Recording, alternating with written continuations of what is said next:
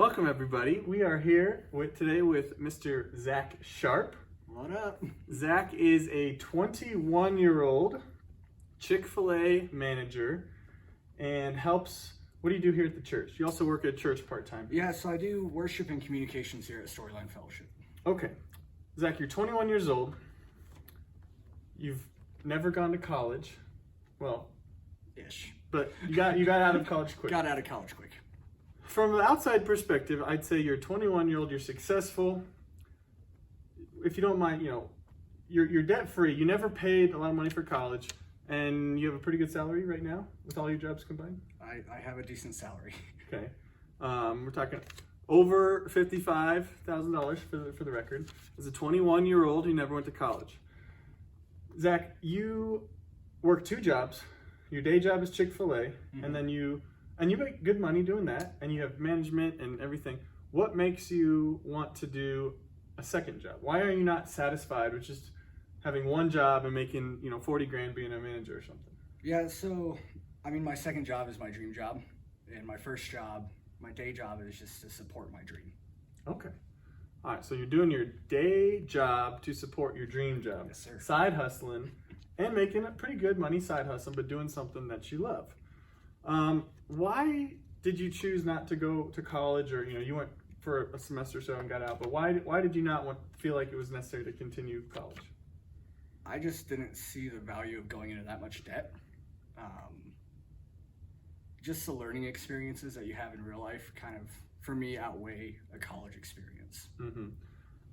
Definitely, yeah. And do you feel like you've gotten to places you are because of your work? What makes someone successful if it's not just a college degree? What allowed you to be at the point you are without the college degree? What did you bring to the table? Well, something for me is my parents have always told me it's not what you know, it's who you know. Okay. So having good connections is also very key in knowing what you want to do. So surround yourself with people with, like they're doing what you want to do. Mm-hmm. So yeah. Do something with them that leads into a job. Exactly. Even if it means working for free, so they can see your work ethic and your attitude. So you're saying put yourself around the people that can help make you successful. Yes. We call that the proximity principle, putting yourself in proximity to the things you want to do, the people who can help you where you're going to go. Shout out Ken Coleman, follow him. Zack, you are moving from Colorado to San Antonio, Texas. And let the record show that Zack will be making is jumping his salary quite a bit, taking a different job in San Antonio, where you'll be making more money. Rents and housing prices will be less. Tell me what is motivating your move to San Antonio?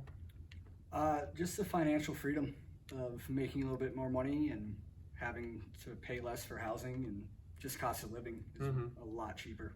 How much would you say that you mentioned earlier you feel like you've wasted money on rent? I was the same way before I bought a house, which it's definitely what motivated me to buy.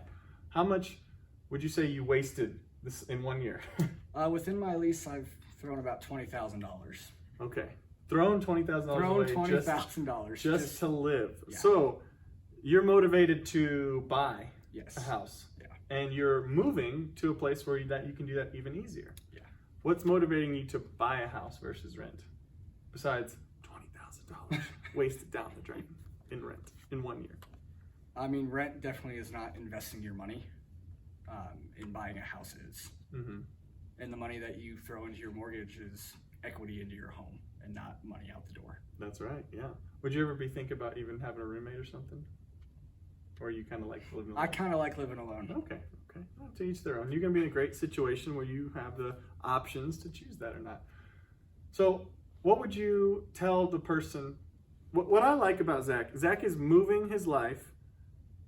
He's chasing after a new job to get a better place for better financial freedom, be around the people he wants to be around. He is building a life on purpose. And what would you say, if there's anything you'd say for someone who is maybe thinking about doing that, of why you're okay moving across the country, starting over, in order to get closer to your dreams and where you want to be? I would say just work towards it and I mean, definitely it was a long process to get me mentally to be like, okay, I need to move. But go for it. Yeah. Don't waste time and money trying to figure out if you should do it. If you think that's what's best, go for it. If you're going to do it anyway, why not do it today, right? Do it now. Don't because waste time. Our life is not a dress rehearsal for the real one. Like, this is all we got. Yeah. So why not do the things to get yourself in the position to live your life on purpose, right? That's super cool. What would you do different financially if you had to do anything different in your life so far up to this point? I definitely would not acquire the debt that I did. And which debt is that? Car debt. Car loans.